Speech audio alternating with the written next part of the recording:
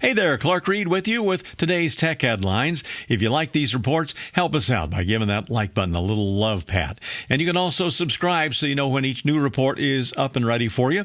Instagram has started putting all users, both current and new ones, that are age 18 and under into new teen accounts. The Verge.com reports that the move will affect how tens of millions of teens are able to interact on Instagram. The new account type automatically applies to a set of protections to young users, and only users 16 or older can loosen some of those settings. The most notable thing for all the teen accounts is that all the minor accounts will be private accounts by default, and they will prevent strangers from direct messaging them. Also on the way, a sleep mode that silences interactions between 10 p.m. and 7 a.m. Instagram's also updating parental controls. Parents that want to supervise their kids on the app will be able to see who the child has messaged in the last 7 days, but not the contents of the messages.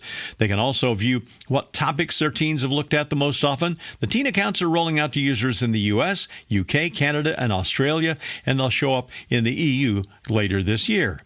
Meta has also banned Russian media outlet RT and other Russian state media outlets from all of its platforms, according to 9to5Mac.com. That includes Facebook, Instagram, Threads, and WhatsApp. The reason? Meta says, quote, foreign interference activity, unquote, in the U.S. presidential election. In a statement, Meta said, after careful consideration, we expanded our ongoing enforcement against Russian state media outlets. RT and other related entities are now banned from our apps globally for foreign interference activity. Only a few days ago, the U.S. Department of Justice announced charges against 2 employees for allegedly funneling almost $10 million to a Tennessee-based shell company that was providing controversial and misleading online content. You may have heard that after getting non-warehouse workers back in the office 3 days a week, that Amazon is now going to require staff to be in the office 5 days a week, beginning at the first of the year. GeekWire.com says the company is planning to flatten management layers and that they actually expect the return-to-office mandate to get some staff to self-separate. Sounds like a neat way to do a layoff without having to get hit with an increase in your unemployment insurance contributions. Actually, Amazon is really swimming against the tide on this return to the office full-time thing.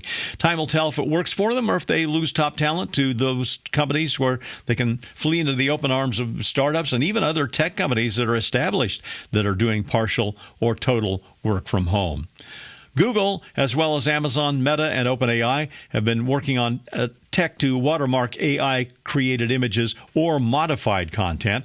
And now Engadget.com reports Google is touting its latest version of content credentials as more secure and tamper-proof. They claim it should be easier to tell if an image was created or modified using generative AI tools in your Google search results. If an image pops up that has C2PA metadata, C2PA is the Coalition for Content Provenance and Authenticity, you ought to be able to find out what generative AI was used on it and how much with Google's About This Image tool. It'll also be available in Google Images, Lens, and Circle to search, and they're working on how to use C2PA to tell YouTube viewers what footage was captured with a camera. Expect more on that later this year. I'm Clark Reid, and you're Technified for now.